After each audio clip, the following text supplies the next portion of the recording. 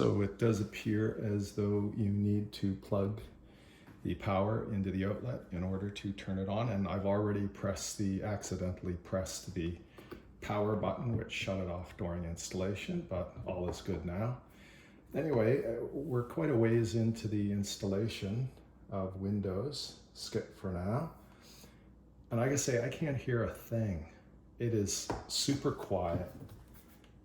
It is super cool. It doesn't even feel like it's on. It's amazing. Definitely a big step up.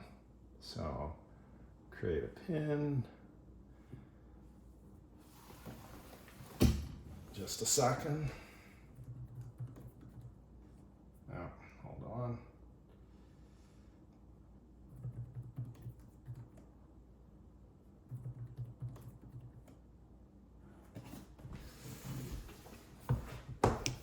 Okay, back in action. Privacy. One thing about Windows is it wants to embrace and extend your life. Sometimes you don't want that, as well as the Edge browser. Microsoft wants to embrace and extend your life even more so. So you can go into Edge and turn that all off. And more options. Set up as a new PC. I'm connected to the internet through Wi-Fi, by the way. So yeah, so far the keyboard, it feels great. There's a lot of depth to the push. It's not spongy. There's definitely a firm response when you near bottom out. It's really good. So okay, so we have McAfee Online Protection Trial. I'm gonna skip that.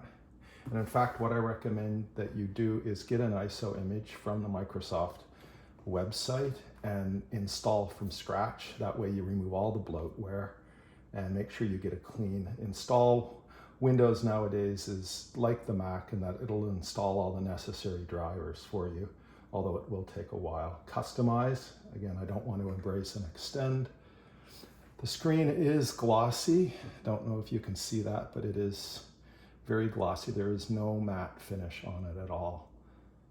But to each his own, I guess. It makes the colors more vibrant at the cost of some reflection.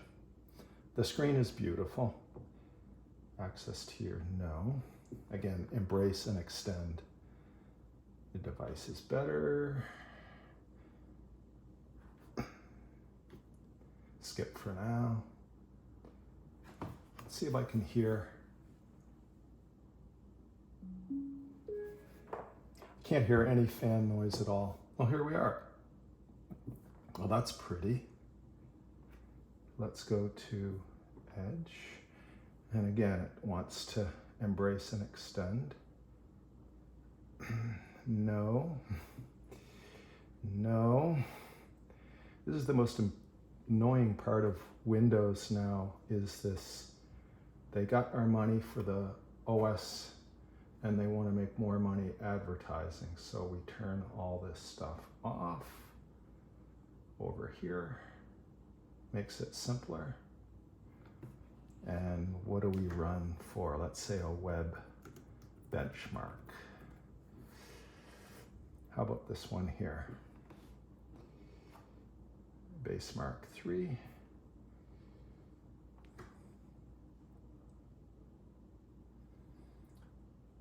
So it's running in the browser, so it's only firing up a single thread. So it's not going to burden the processor that much. One other comment about this processor has 8 threads. It has 4 performance cores and 4 economical cores or efficiency cores. Some people have made comments about its the multi-threaded performance of this Lunar Lake CPU is suboptimal. Look at how thin this notebook is. It's really thin. It's the thickness of an iPad. At least the bottom half is the thickness of an iPad. What do you expect, right?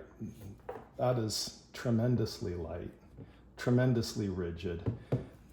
And on a notebook this thin, if you're lighting up more than 4 threads to begin with, the processor will probably thermal throttle. So even if you have a high-end Intel or AMD CPU with 12 or 16 or even 24 threads, the CPU will run out of thermal headroom and start throttling anyway. So you're not going to get the full performance of those threads on a notebook this small. I have a workstation that's an Intel Xeon based, and the CPU consumes up to 300 watts. And it has a massive heat sink that weighs almost a kilogram. And you need that for exercising that many threads. In this case, it's 16 cores with 2 threads per core, so that's 32 threads. And when it's running, after 10 or 15 minutes, the room it's sitting in starts to warm up, believe it or not. So to expect that kind of performance from, again, something this thin, it's really unreasonable, and it's not practical either. Like, look at it. What is it? Like 1/3 of an inch thick, 8 millimeters or so. And when I can hear the fans, but in this room, which is pretty quiet right now, I can't hear a thing. Up here at the top, it's warm. It's not hot. It's a little warm. Down here, it's completely cool. It's about 70 degrees Fahrenheit, 20 degrees Celsius in this room.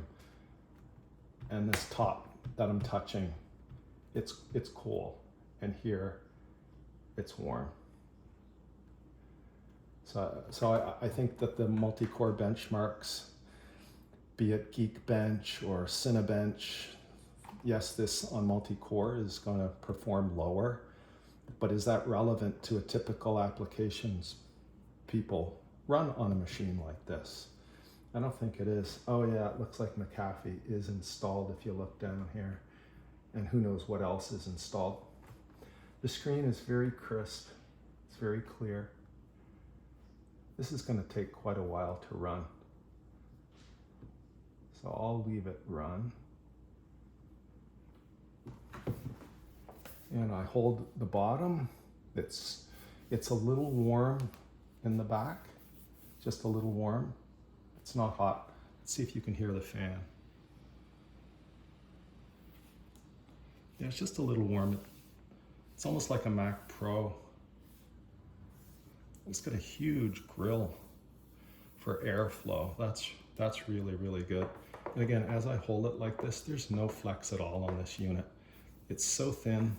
The edges are nicely smooth. The XPS is very sharp. You could almost cut yourself. This is smoother. And it's a dark gray finish.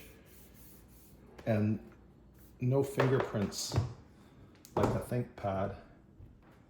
It's not leaving anything. Oh, another thing. This screen goes all the way back. That's as far as it goes. So 180 degrees.